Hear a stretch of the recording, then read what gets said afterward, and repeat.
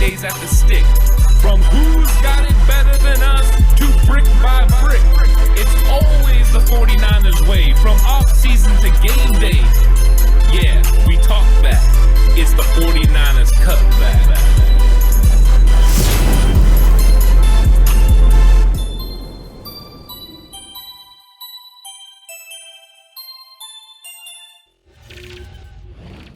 It's 49ers Cutback Podcast time. Welcome to the 49ers vs. Seahawks recap show.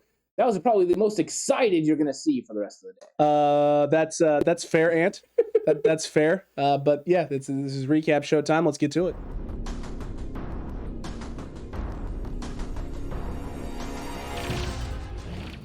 Subscriber name Black Tylenol. Oh, hot dog. I've never thought of that, but that's impressive. I like that name. That's nice. And thanks for subscribing, Black Tylenol. We appreciate that. Yeah. Black Tylenol, very, very appreciative. And I enjoy the name. I hope to see you on some of the chats and stuff. Absolutely. We want to see you all. We want to see everyone, like all of our subscribers, yeah. all 2,100 plus of you in the chats, yucking it up, chalking it up with all of us, having a conversation about this game and having a conversation with the Cutback crew about what's going on with the 49ers. Because, yeah, Ant, like you brought up and like you mentioned, this was frustrating.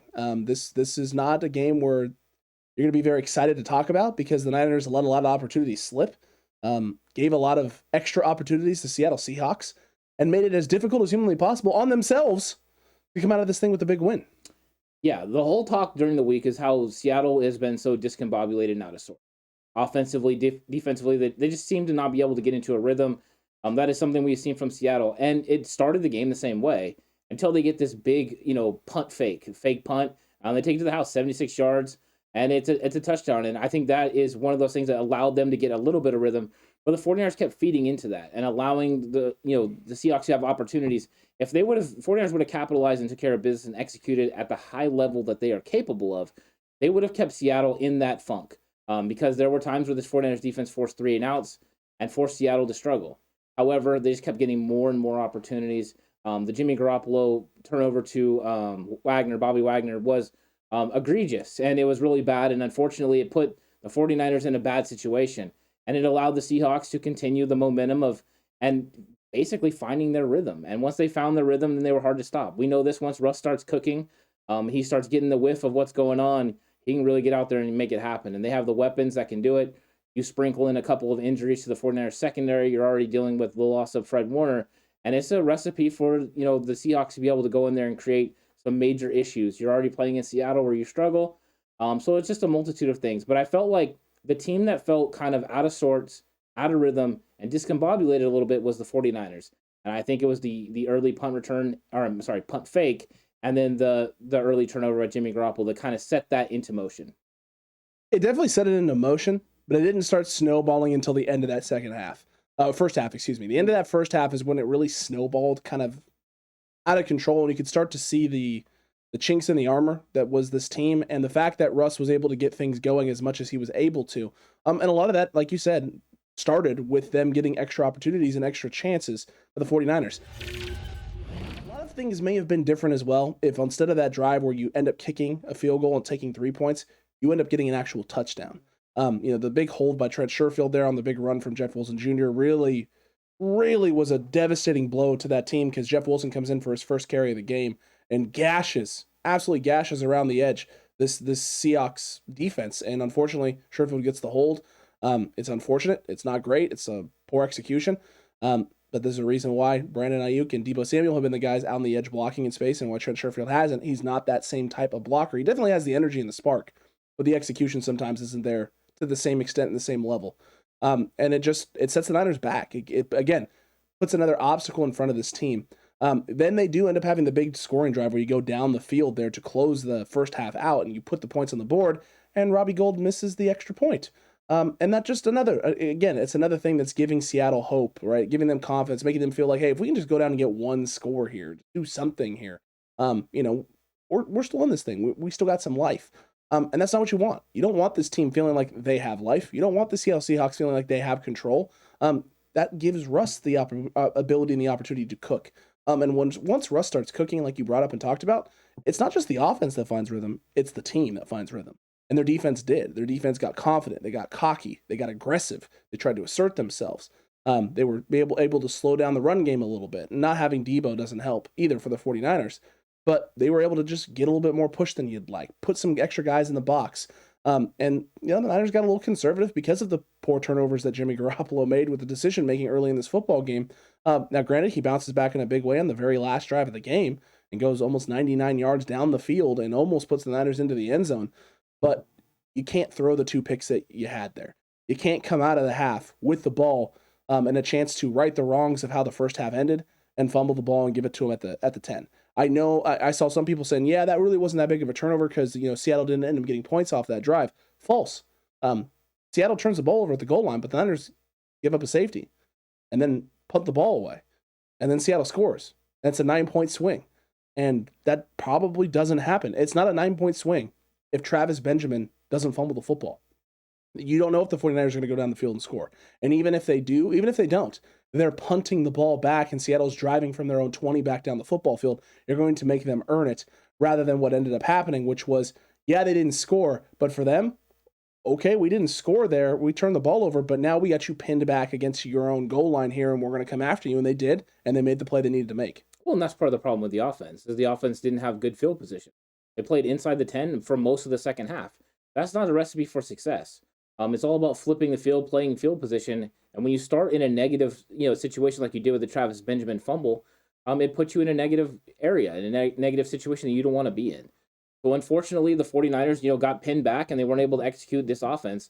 And I think that, was Kyle Shanahan being conservative? Yes, I think he was to a point. In the same regard, he also doesn't have all the weapons, right? He doesn't have Debo Samuel in those situations that you could take advantage of RPOs and such. You had a few drops. George Kittle dropped the ball. You had Brandon Ayuk drop a screen pass in this game. There wasn't a lot of drops, but there were some that were kind of pivotal and occasional. And then you also had the penalties, and the penalties came at the wrong time. I think the 2 quarterback roughing the passer penalties were really bad. To end the first half? Yeah, I think, the first one on Arden Key, it's like, dude, what are you doing? Like, that's just a terrible play by him. It's egregious because it's a short catch by Travis Homer. What was worse? That one, that roughing the passer, or the other one, the hands to the face he had when he first got moved into the interior? Remember that, where he jabs the guy twice and gets the hands to the face penalty to extend the drive? This one's egregious. He's up in the air and he literally just, headbutts. If this was WWE, it could be a finisher. That's what it looked like, the flying headbutt. It's just not a good look. It wasn't a good play by him, and it was pivotal because Homer catches the ball diving and is tackled there by Al-Shaair. The clock's going to run. The Seahawks have no timeouts. So it's a situation where you lose the opportunity to get rid of, multiple seconds on the clock and put yourself in a better situation to, hold them to a field goal. If you hold them to a field goal, you basically feel a lot better about your situation, right? It's that point you're probably 23-17. You're up 10. Yeah, so. You're up 23-17 at that point. You go into the half, you get the ball back coming out, and you're feeling good. But it's another momentum swing. You get that yardage, the time the clock stops, and it lets Russ have another down, and that's just not a good thing to do. And unfortunately that happened, but you got to be smarter in those situations, and Arden Key hasn't always proven to be smarter.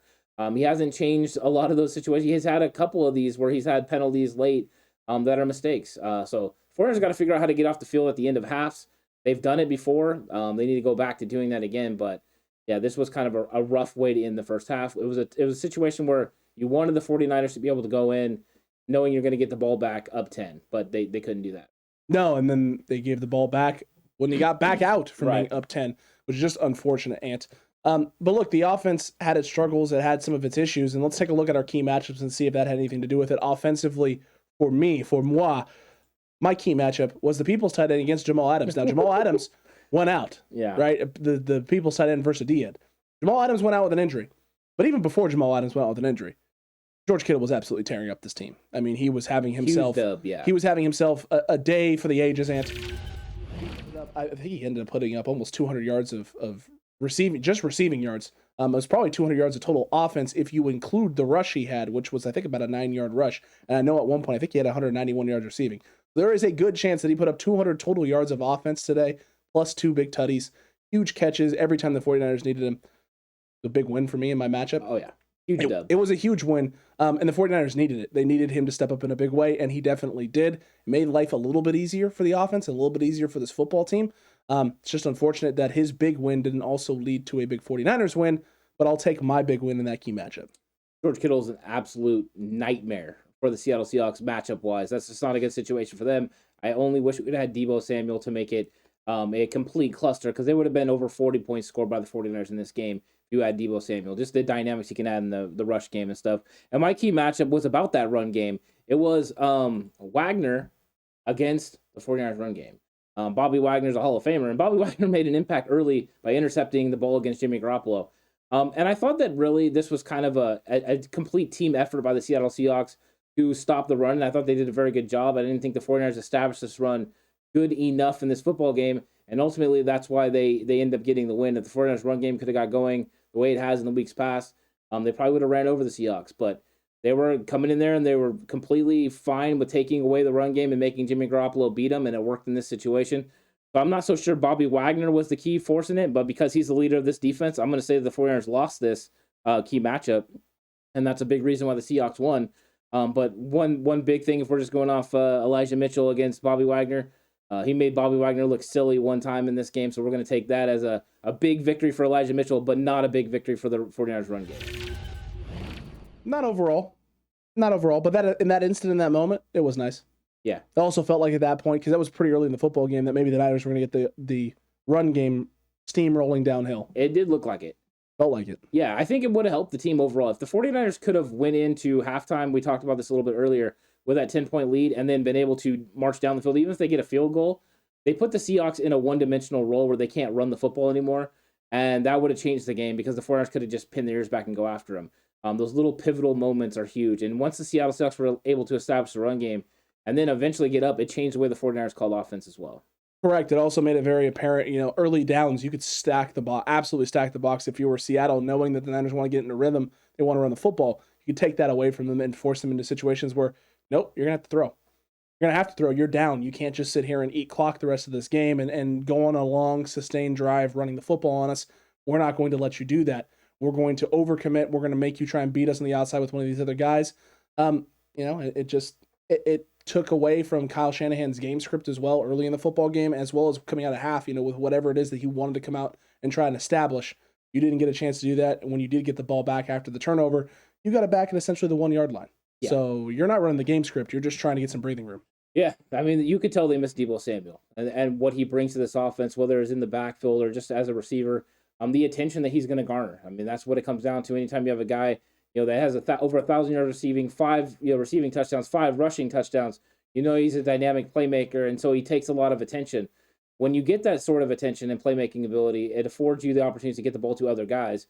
It wouldn't have been Trent Sherfield getting those extra snaps and reps. It would have been Brandon Ayuk getting those targets that we were missing. So it's going to be big getting Deebo Samuel back at some point. Hopefully it's against Cincinnati, because he really does unlock this offense. And now you understand why Kyle Shanahan wanted to have a Jalen Hurd as well. You want to have 2 guys that could do something similar to what Deebo does. So you're not missing that when it's not in the playbook. They don't have that right now. They're going to have to find somebody that can eventually, because you've seen now that Deebo Samuel is very important to this team and a big worry as to why you can't get things going on offense. 23 points is admirable, but they should have scored over 30 points against the Seattle Seahawks defense. Very easily. Very easily. There were multiple opportunities and multiple chances to get it done. That's not for a lack of trying. And there were definitely some guys on the offensive side of the football and that stepped up in a big way today and had themselves a nice game. It's time to discuss those people and hand out that player award, and it's time for our offensive straight beats of the game.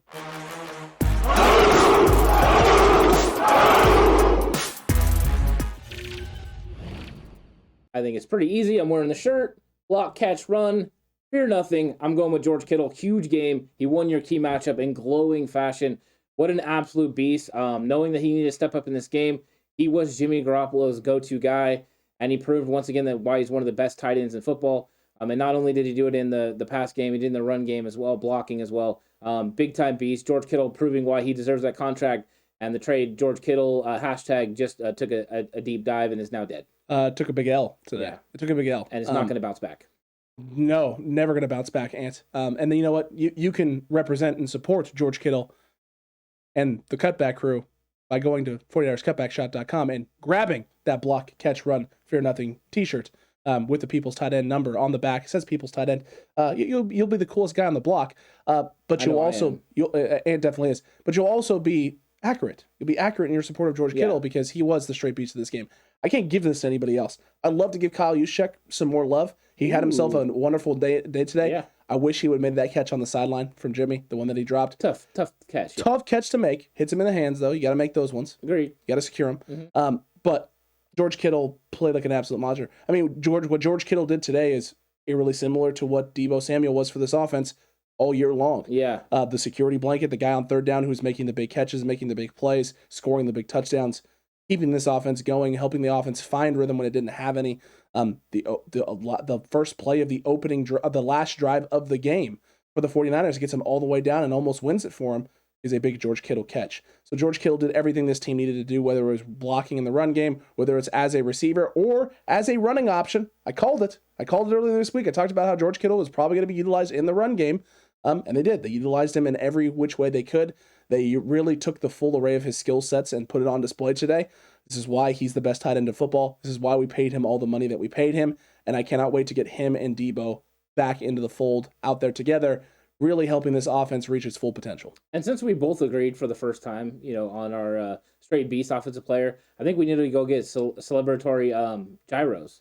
Oh, totally. Yeah. Yeah, the gyros, man. 100%. Those good old gyros, man. They're some of the most delicious, greasy things I've ever seen in my entire life. Yeah, I just love grease. Salivate. Wonderful. Just tastes so good in my mouth. Put a little bit in my hair when I'm feeling blue. Yeah. Like maple syrup. Yeah.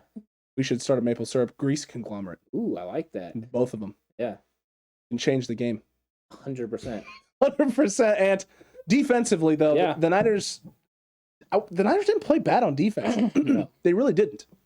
What happened today was short fields. Yeah. Short fields to the Seattle offense. Them not really having to earn points. The Niners offense and special teams did no favors. They did no favors for the defense because the defense did everything that it was supposed to do. And the defense had probably the most questions. Definitely had the most question marks. Is Demetrius Flanagan-Fowles, can he be that guy? Well, he played amazing. Fouls, excuse me. Demetrius Flanagan-Fowles. Okay. I was so confused there for a second. My bad. Demetrius Flanagan-Fowles, though, put together another solid performance. Yeah, he did. Last week, the 11 snaps he played phenomenally. We watched on the All-22 film. And today, from the looks of it, everything that I watched during the game, he was in on run fits, wasn't getting beat on pass routes, he was tackling guys in space in front of him. I mean, he did what he was supposed to do. And you know what made it really easy was the D-line. The D-line play today was absolutely phenomenal. It was everything it needed to be. If the D-line doesn't play this way, doesn't play to the level that they played, which is one of the best, I think this is one of the best performances from this D-line we've seen all season, made it extremely easy for the linebackers, and the linebackers capitalized. Aziz forced a big fumble. Aziz again played out of his mind. He's been playing out of his mind now this entire season. Yeah. And I cannot be, I say this every week now, I feel like. I cannot be happier about how wrong I was about Aziz Al-Shire's development. Aziz Al-Shire's development. I was wrong. I'm glad I'm wrong. And I will be wrong every day of the week. I want to be this wrong about someone's development. When I have questions about someone, if they can play the way that Aziz has played, then I will eat crow every day of the week because our football team is much better with Aziz out on the field. Yeah. I mean, if loving him is wrong, I don't want to be right. No. I think Al-Shire's has played very good. And this defensive line played absolutely outstanding. You talk about the fumble that Al-Shire caused, but what about DJ Jones as well? Mm-hmm. Early on in this football game, going and reaching and knocking that ball loose. And it seemed like the 49ers were finding the football this time, right? Whether it was a ball getting kicked up in the air that K'Wan Williams was getting, or Emmanuel Mosley locating the fumble that DJ Jones had, Al-Shire, knocking the ball out, and Dante Johnson coming out with it. Al-Shire almost getting that interception as well. Oh yeah, 100%. Yeah, he almost came over there. That would have been huge in that football game. So they're making big plays. This defense was out there and they were doing it. And the Nick Bosa looked fantastic again, shockingly. Armstead showed up again, had a big sack. DJ Jones was just wrecking shop early in this football game. Samson Ebicom putting on pressures. Arden Key coming in and getting it done and getting a sack. Jordan Willis getting a sack off the edge in this football game. It seemed like the rotation was going good. And I'll say this. If you watch the All-22 film, when we watch it, we'll go over Kevin Givens getting absolutely dragged down from behind. It looked like a little kid, like grabbing onto his dad as his dad's trying to leave him at kindergarten. Dude, I He's just dragging him. I could not believe that wasn't a hold. Yeah. It was, I was watching the play live and was like, holy cow, that's a hold. And nothing gets called. And then they showed the slow motion replay. I'm like, man, what a great job by Russell Wilson escaping the pocket. Russell Wilson is escaping the pocket because Kevin Givens is literally being dragged down by two guys. Oh yeah, there's another one. Do you remember where Garoppolo Turnover has the penalty in the back of the end zone? Oh yeah, I think it's that one. Yes. A minute he was getting absolutely grabbed by the collar. Yeah, it's right after he gets the roughing the passer. Yep. And it's like, dude, I mean, come on, you got to see that, right? It's it's obvious it's pulled. Like it's away. Oh, it's a cross too. Yes. 100%. This defensive line was wreaking havoc. They looked very good. They were very good in run fits as well. I was very excited about the way they looked, and overall the defense overcame the injuries the best they could. It was tough when they lost Emmanuel Moseley. I think that was one that did cost them some points. I'm not sure Seattle would have got this thing going with Emmanuel Moseley on the field. But my defensive key matchup was Russ and Collins versus the linebackers and safeties. I did not know that Collins was not going to be featured in this game, that it was going to be all Adrian Peterson and all of who was the other guy? Rashad Penny. Rashad Penny. I forget. He's hurt all the time, so I never thought he was. I'm sorry. I got to be like Tiki Barber. It was Elijah Penny. Elijah Penny. Yeah. Hey, well, you put Elijah Mitchell and Rashad Penny together. And that's good. Elijah Penny. There you go. Wow. I need one of those trading cards. That'd be great. You know, it's like when you used to buy the starting lineups and it would be like Steve Young, but it would have a Denver Broncos helmet in there. And you're just like, oh, this is gold. It wasn't worse. It really wasn't worse than the announcer during the Lions game who said that the Lions had to stop the cock. That's impressive. He's not wrong. I mean, if you don't stop it, you're in trouble. But you know what? Yeah, I mean, there was blunders all weekend, right? Because you had the Iowa Buckeyes playing against the Michigan Wolverines. God. Was that up the whole game, by the way? No, it was just at the start of the game. That's still bad. I mean, I get it, Hawkeyes, Buckeyes. No, it's not close. Yeah.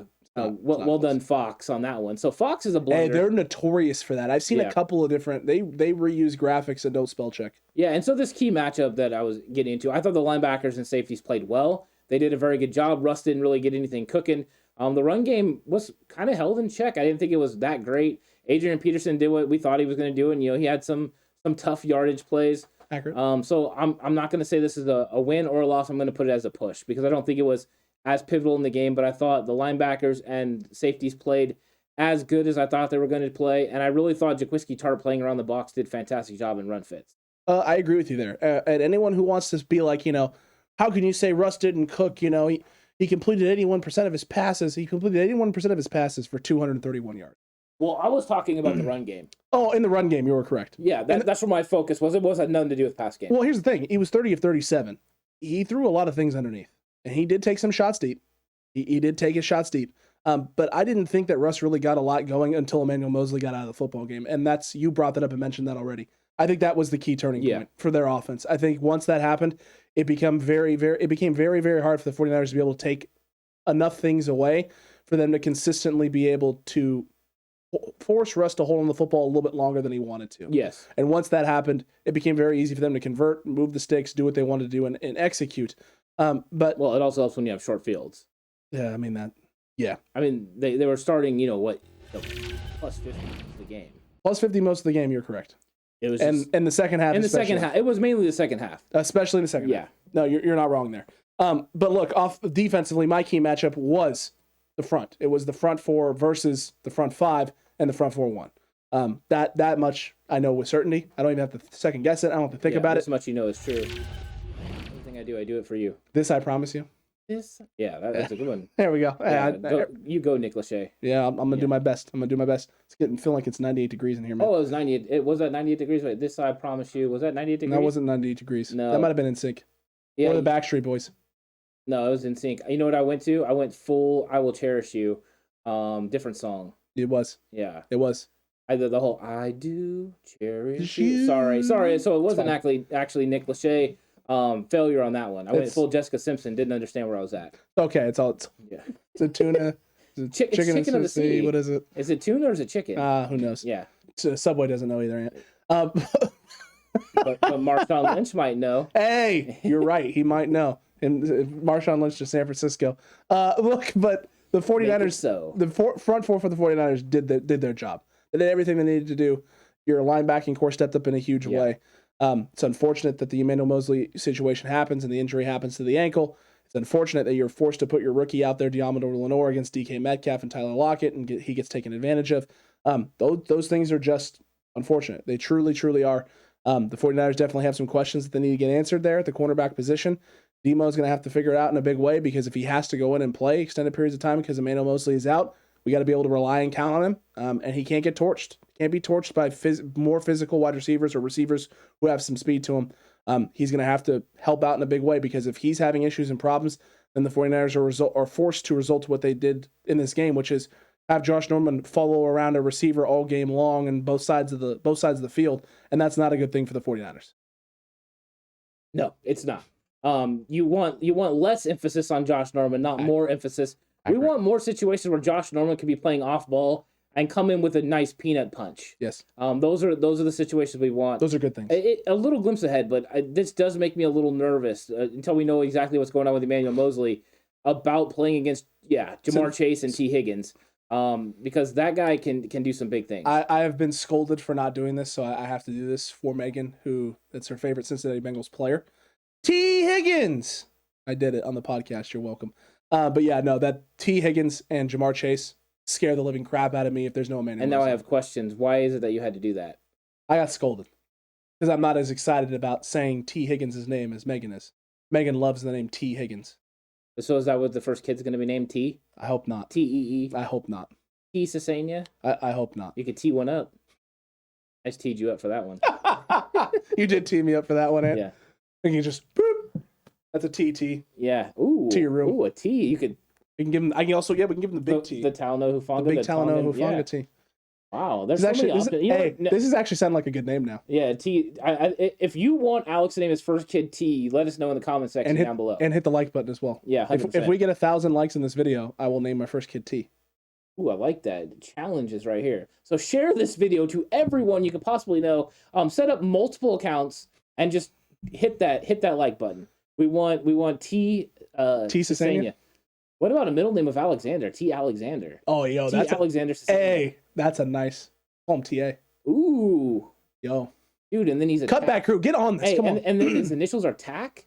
Ooh. Bro, oh, that's nice. That is nice. Wow. I'm kind of liking this. So Megan, your first kid is going to be named T. Congratulations. Congratulations. I mean, you didn't know this, but now you know. We're just gonna call it right now. The cutback crew is gonna get all on top of this. Yeah, 100%. But no, I agree with you. If Emmanuel Moseley is down and out and not able to go, yeah, that's a lot of speed. All wideouts. Yeah, Higgins is more the tall guy. Yes, the speed is not there, but Jamar Chase is though. Jamar Chase is everything. He's all of it. That guy's legit. So, and Boyd's pretty fast. Yeah, so that makes me a little bit nervous. That's a tough secondary to go against. It's all going to be, can they get Joe Burrow, to Joe Burrow in time? And if they can, then they can still win. The only good news is that what did we see a lot of today? Well, I mean, I've seen this all year from Cincinnati, but from Cincinnati and the Chargers is everything is longer developing routes. Everything takes a while to get things going, so that's a positive thing. Yeah, I mean, I think you like that situation.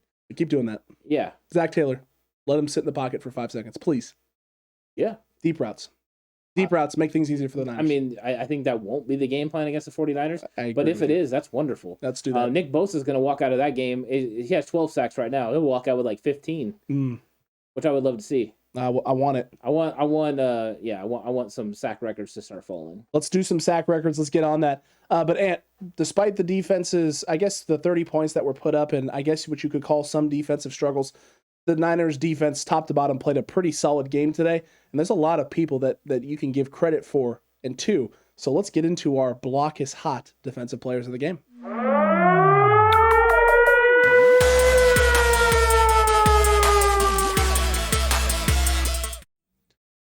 DJ Jones.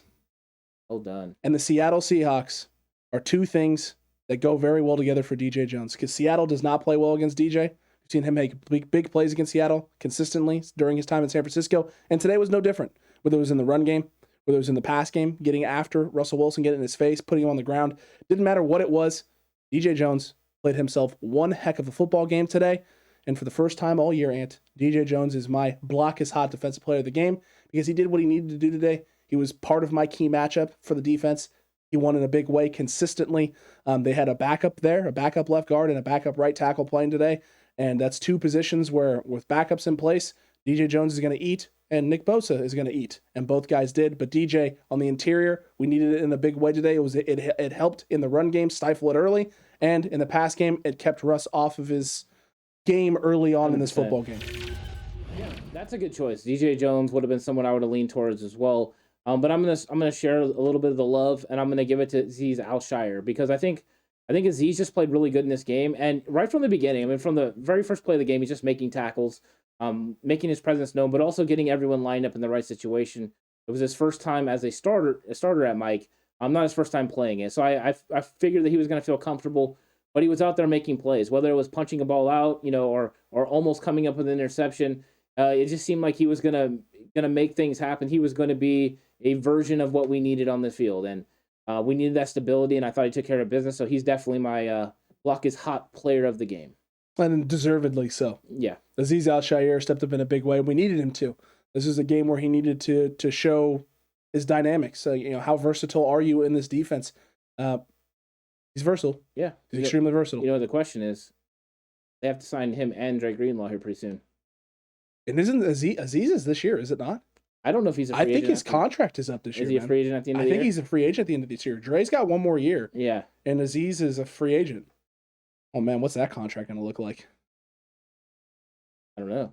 Hopefully not too absorbent. I hope not. It made me tongue-tied. I got worried about it all of a sudden. I'm like, oh, my gosh. I wasn't thinking about it either, but I'm pretty sure he's a free agent at the end of this year. Yeah. I was thinking he had a 4-year deal just like Dre. I thought they came in the same year. They did come in the same year. Yeah, I believe it's a maybe it is a 4 years. Maybe he's got one more. Hopefully. Or maybe they're both up at the end of this year. Well, I think they can actually designate him and give a qualifying offer and all that. So that's true because he's a restricted. He's a restricted. So he might be. That might be a restricted free.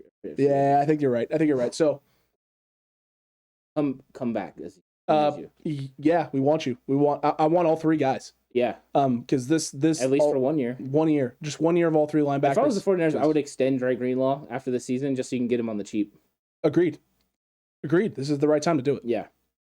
And Greenlaw's got to be sitting there. Maybe Greenlaw's sitting there too, going, it'd be nice to have some secure money going long term here. I know that I'm good, and I know I can prove it, and I'll still have an opportunity to get that big contract down the road.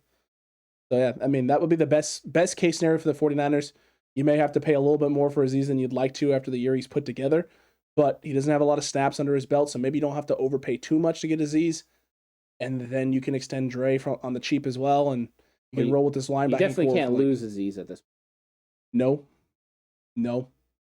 Not even a little bit. Baby, come back. Any kind of fool would see? Yeah, Azeez, DJ Jones, please come back. Yes, we want both. Both guys back, Ant. But here's the thing. Block is not defensive players. Those are always nice. But always, one of my favorite things is hurt business, Ant. Inducting members into the hurt business, guys who lay the hurt down. And we've had some guys who were regulars. And maybe there's some more regulars this week, but it's time to get into the hurt business and induct some new members in this Week 13 game.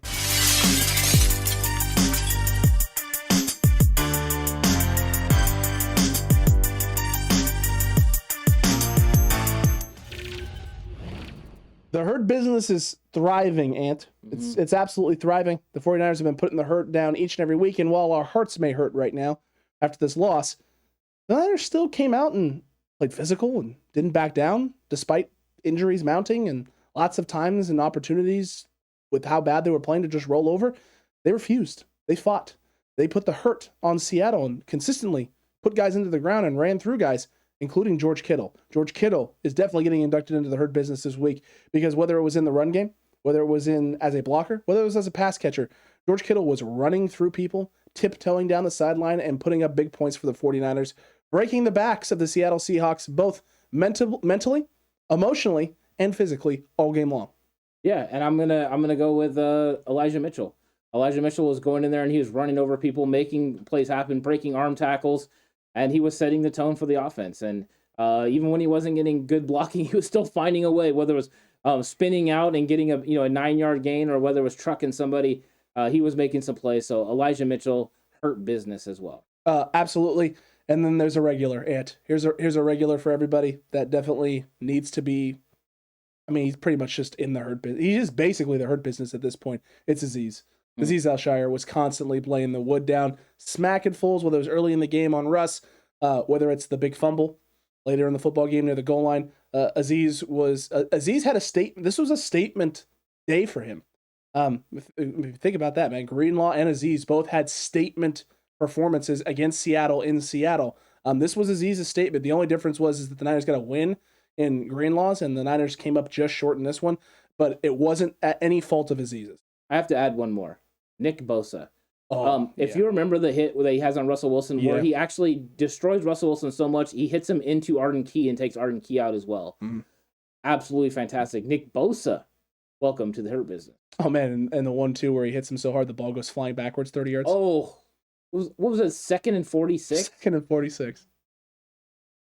Yeah, so nice. It was great, man. It was absolutely great. There's a lot going on with the Hurt Business. Yeah. There's a lot of good play on the defensive side of the football, and there was a lot of good stuff offensively. Just wasn't consistent.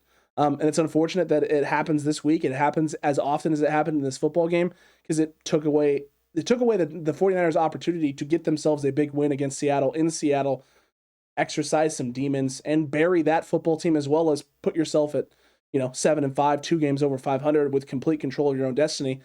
You're still in complete control of your own destiny, but now you're fighting over that 6th seed yet again with the Washington football team, and there's a lot of other teams underneath that are still hanging in there close, hoping for either ourselves or Washington to slip up. Yeah, the good news is the 49ers hold a tiebreaker over Philly, because Philly's 6-7 and hanging around. True. The one good thing is they're one loss in the loss column behind, and also the head-to-head battle. So the 49ers are at least sitting in a good position, but whether it's 6 or 7, that doesn't really matter. The key is to get into the playoffs, and then let's play it as it lies. Is it going to be going to Tampa Bay, or is it going to be going to Green Bay? You're probably going to end up in a Bay, and once you beat that team, it'll change up the playoffs. But no, it'll be interesting because those are going to be crazy matchups. The key is right the ship. You had a bad performance, but let's not say that this is because they're a bad football team. This is because they had a bad performance. And the way that you prove that it's just a one-off, it's a bad performance, is you get out there and you beat Cincinnati the next week. That's what they have to do. Limit mistakes. They weren't able to do that against Seattle, but if they do against Cincinnati, they can beat them because they're a better football team than Seattle. They just didn't play better football. And if you don't do that, you're going to lose football games. And turning the ball over like they did is not a recipe for success. It won't be against Cincy either. They have a high-powered offense, and their defense can hang in there. Got to go take it to them. So hopefully they can get it fixed, get it cleaned up, and just prove that this was an abnormal situation playing in the terrible confines that are Lumen's Field. Lumen's Field is terrible, Ant. It's awful. Yeah. I hate it. It's loud. I hate it because then the fans are annoying. We get more airtime for Pete Carroll than any other coach in football. I mean, they were even showing the back of his head at one point. He was walking away from him. They're still videoing the back of his head. Look at Pete. Look at that man. You don't have something else to show? I mean, show anything else, please. I'd rather see the security guard coming out of the toilet than seeing that at this point. Big yikes, Ed. Big yikes. Just truth. It is true. Cutback crew, though, we hope you enjoyed this recap show. I know you didn't necessarily enjoy the game and the outcome, but hopefully you enjoyed the recap. Hopefully you enjoyed the reaction and a little bit of a therapy/coping session that we had after the game, post game.